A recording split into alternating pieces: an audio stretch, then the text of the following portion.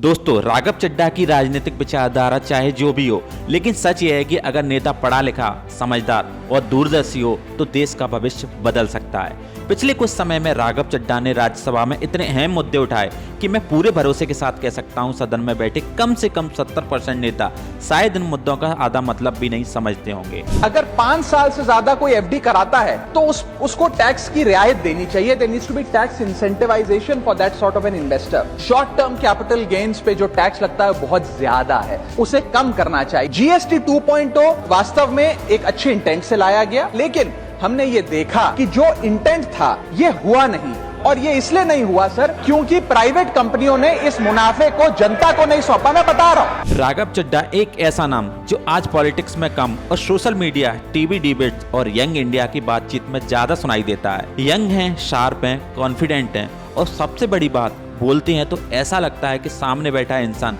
आज के इंडिया को समझता है। पहले हम इनकम टैक्स इनकम के माध्यम से जब गाड़ी खरीदते हैं तो उस पर जीएसटी और नाना प्रकार के जो टैक्सेस देते हैं उसमें रोड टैक्स और इंफ्रास्ट्रक्चर सेस भी भरते हैं। उसके बाद जब पेट्रोल डीजल भरवाते हैं तो स्पेशल एक्साइज ड्यूटी, वैट के साथ साथ हम रोड डेवलपमेंट सेस और इंफ्रास्ट्रक्चर सेस भी भरते हैं। उसके बाद जब हाईवे पे गाड़ी चलाते हैं तो टोल टैक्स भी हमसे वसूला जाता है, जो एक नागरिक के लिए अनबियरेबल बनता जा रहा है। आज राघव चड्ढा आम आदमी पार्टी के बड़े नेताओं में से एक हैं, लेकिन उससे भी ज्यादा वो उस नई पॉलिटिक्स जनरेशन का चेहरा है जो धर्म, जाति और पुराने नारों से नहीं बल्कि रियल इश्यू से पॉलिटिक्स करना चाहती है। उनकी स्पीचेस वायरल होती हैं, संसद में उठाए गए सवाल सोशल मीडिया पर ट्रेंड करते हैं और इसी वजह से राघव चड्ढा की शादी परिणीति चोपड़ा से हुई।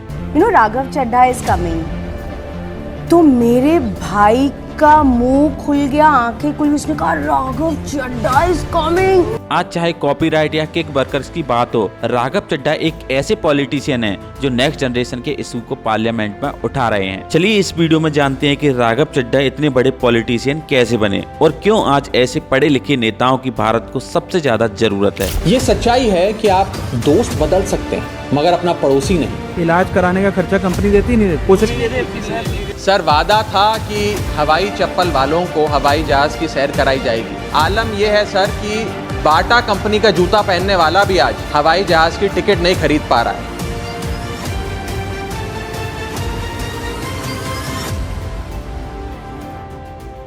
राघव चड्ढा का जन्म 11 नवंबर 1988 को सेंट्रल दिल्ली में हुआ। पिता सुनील चड्ढा एक बिजनेसमैन थे और मां अलका चड्ढा होम मेकर। घर बहुत बड़ा नहीं था लेकिन वैल्यूज बहुत स्ट्रांग थी। सादगी, डिसिप्लिन और जिम्मेदारी, ये सब उन्हें बचपन से सिखाया गया। और मजेदार बात है कि राघव चड्ढा ने कभी भी बचपन में पॉलिटिशियन बनने का सपना नहीं देखा। उनका सपना था आर्मी ज्वाइन करने का, देश के लिए कुछ करने का, देश की सेवा करने का। लेकिन जिंदगी ने रास्ता थोड़ा बदल दिया। राघव चड्ढा पढ़ाई में शुरू से बहुत तेज थे। घर वालों को पता था कि ये लड़का पढ़ लिख कर आगे जाएगा। उन्होंने दिल्ली यूनिवर्सिटी के श्री वेंकटेश्वर कॉलेज से बीकॉम किया, वो भी डिस्टेंस मोड में। उनका मानना था कि कॉलेज में बैठकर टाइम वेस्ट करने से बेहतर है उस वक्त में कुछ नया सीखना। ये सोच उस उम्र के बहुत ही कम लोगों में होती है। इसके बाद उन्होंने चुना सीए बनने का रास्ता। भारत के सबसे टफ एग्जाम में से एक, लाखों लोग देते हैं, गिने चुने लोग निकल पाते हैं, लेकिन 2011 में सिर्फ 23 साल की उम्र में राघव चड्ढा सीए बन गए।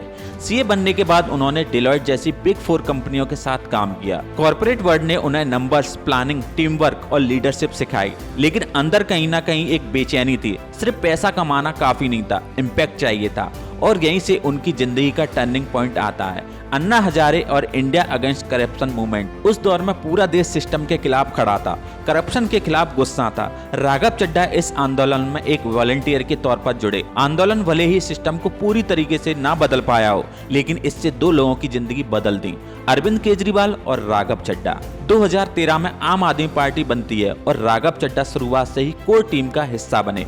पार्टी का पहला मैनिफेस्टो ड्राफ्ट करने में उनकी बड़ी भूमिका रहती है। उनका बोलने का तरीका सीधा, लॉजिकल और बिना घुमाए था। इसी वजह से बहुत कम उम्र में उन्होंने पार्टी का स्पोक पर्सन बना दिया। टीवी डिबेट्स में बड़े बड़े नेताओं को फैक्ट और लॉजिक से कॉर्नर करते, तभी लोग कहने लगे ये लड़का उगता हुआ सूरज है। 2015 में जब दिल्ली में आपकी सरकार बनती है, राघव चड्ढा को पार्टी के फाइनेंशियल संभालने की जिम्मेदारी मिलती है। साथ ही वो स्पोक पर्सन भी रहते हैं और मनीष सिसोदिया को पॉलिसी लेवल पर एडवाइज भी करते थे। लेकिन एक चीज अब भी बाकी थी, इलेक्शन लड़ना। 2019 में उन्होंने साउथ दिल्ली से एमपी का टिकट मिलता है चुनाव होता है और हार मिलती है। बहुत से लोग उस वक्त बोलते थे करियर खत्म, लेकिन राघव चड्ढा हार मानने वालों में से नहीं थे। उन्होंने कहा ये सिर्फ एक बैटल थी, बार अभी बाकी है। और सच में 2020 में राजेंद्र नगर असेंबली सीट से वो 57% वोट के साथ जीत जाते हैं। ये उनकी जिंदगी की पहली इलेक्टोरल जीत थी। एमएलए बनने के बाद उन्होंने सिर्फ फाइलों तक खुद को सीमित नहीं रखा। यमुना की सफाई हो, क्लीन एयर की बात हो, वाटर रिसाइकलिंग हो या फिर शहरों के रियल अर्बन इशू हो, वो लगातार इन पर बोलते रहे। लेकिन जो चीज उन्हें बाकी नेताओं से अलग बनाती है वो है नेक्स्ट जनरेशन इशू पर उनका फोकस। गिग वर्कर्स की बात हो, डिलीवरी पार्टनर्स की प्रॉब्लम हो, कॉपीराइट स्ट्राइक का मुद्दा हो या यूट्यूब क्रिएशन की लाइवलीहुड हो, राघव चड्ढा ने इन सबको संसद में उठाया। होता क्या है कि अगर एक कंटेंट क्रिएटर कुछ सेकंड, चंद सेकंड, 2-3 सेकंड के लिए कॉपीराइटेड कंटेंट को एजुकेशनल या न्यूज रिपोर्टिंग पर्पसेस के लिए यूज करता है, कॉपीराइट स्ट्राइक मारकर उसकी यूट्यूब चैनल है, प्रॉपर्टी है या इंस्टाग्राम पेज है, उसे वाइप आउट कर। उन्होंने डिलीवरी एजेंट को अपने घर बुलाकर लंच किया, घंटों तक उनकी दिक्कतें समझी। नाइट सेफ्टी होनी जरूरी है राइडर्स के लिए, क्योंकि अगर कुछ भी होता है तो कंपनी तो देखेगी नहीं, कंपनी तो साफ मना कर देगी। पैसे का जो दिक्कत है वो सॉल्व हो जाए। ठीक है, 10 मिनट की डिलीवरी नहीं होनी चाहिए, इसको तो हटाना ही चाहिए 10 मिनट की डिलीवरी को। मैं भी सहमत हूँ आपकी इस बात से। और फिर उसी मुद्दे को संसद तक ले गए। क्विक कॉमर्स और इंस्टा कॉमर्स ने हम सबकी जिंदगी बदल दी है, लेकिन इस सुपर फास्ट डिलीवरी के पीछे एक साइलेंट वर्कफोर्स है जो हर मौसम में काम करती है, अपनी जिंदगी दांव पे लगाकर आपका ऑर्डर आपके घर तक पहुंचाती है। और इस साइलेंट वर्कफोर्स की छाती पे चढ़ के आज ये तमाम बड़ी ई कॉमर्स और इंस्टा डिलीवरी एप्स और कंपनीज $1 बिलियन की वैल्यूएशंस हासिल कर चुकी हैं, यूनिकॉर्न्स बन चुकी हैं। लेकिन इन गिग वर्कर्स की हालत आज भी एक दिहाड़ी मजदूर से भी बदतर है। सर, इनकी कुछ चीजें, कुछ दर्द मैं आपके समक्ष रखना चाहूंगा और चाहूंगा सरकार तक पहुंचे। पहला है स्पीड और डिलीवरी टाइम का जुल्म। आजकल सर एक 10 मिनट की डिलीवरी का खतरनाक ट्रेंड चल रहा है। डिलीवरी टाइम के प्रेशर के चलते लाल बत्ती पे खड़ा एक डिलीवरी बॉय यही सोचता रहता है कि लेट हुआ तो रेटिंग गिर जाएगी, इंसेंटिव कट जाएगा, ऐप लॉग आउट कर देगी या आईडी ब्लॉक कर देगी। इसीलिए 10 मिनट की डिलीवरी के लिए वो ओवर स्पीडिंग करता है, लाल बत्ती जंप करता है और अपनी जान को जोखिम में डालता है। दूसरा दर्द है सर कस्टमर का गुस्सा। कस्टमर का हैरेसमेंट का भी एक परमानेंट डर इनके मन में होता है।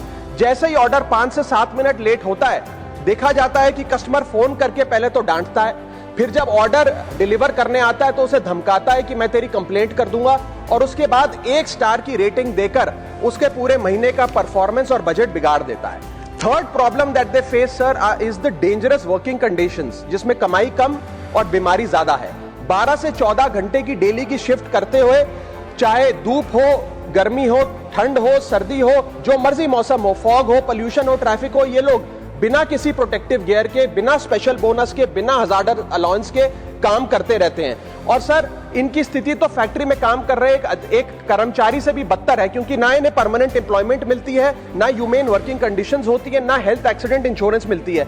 फिर भी सर ये अपना दर्द छुपाकर, अपनी जॉब इनसिक्योरिटी और होपलेसनेस छुपाकर जब आपको आपका ऑर्डर डिलीवर करते हैं तो मुस्कुराकर कहते हैं कि सर थैंक यू, मुझे 5 स्टार रेटिंग दे दीजिएगा। आज जब ज्यादातर नेता या तो इतिहास में अटके रहते हैं या इनरेलीवेंट बहसों में, राघव चड्ढा प्रेजेंट और फ्यूचर की बात करते हैं। और अब वो हिस्सा है जिसे इंटरनेट सबसे ज्यादा पसंद करता है, परिणीति चोपड़ा वाली कहानी।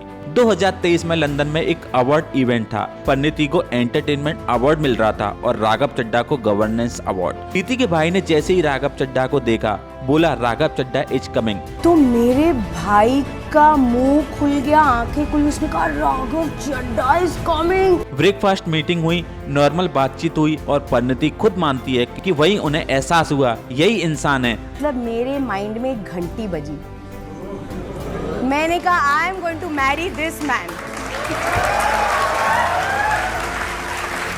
आगे चलकर दोनों की शादी होती है और आज वो हैप्पी मैरिड लाइफ एंजॉय कर रहे हैं। अब सवाल ये है, राघव चड्ढा को लोग क्यों पसंद करते हैं? क्योंकि वो यंग हैं, रीटेबल हैं और आज के इंडिया की भाषा बोलते हैं। वो पुरानी बहसों में नहीं फंसते, बल्कि आज की प्रॉब्लम के सॉल्यूशन ढूंढते हैं। वो परफेक्ट नहीं है, क्योंकि कोई भी नेता परफेक्ट नहीं होता, लेकिन इतना तय है कि Raghav Chadha next generation politician का चेहरा है और इंडिया जैसे देशों को एक ऐसे ही नेता की जरूरत है जो युवाओं को समझे, सिस्टम को समझे और फ्यूचर की बात रखे।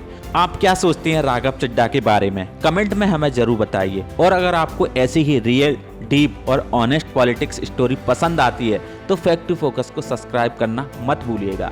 मिलते हैं आपसे अगली वीडियो में, तब तक इस वीडियो को लाइक कर देना और अपने दोस्तों के साथ शेयर जरूर कर देना। जय हिंद।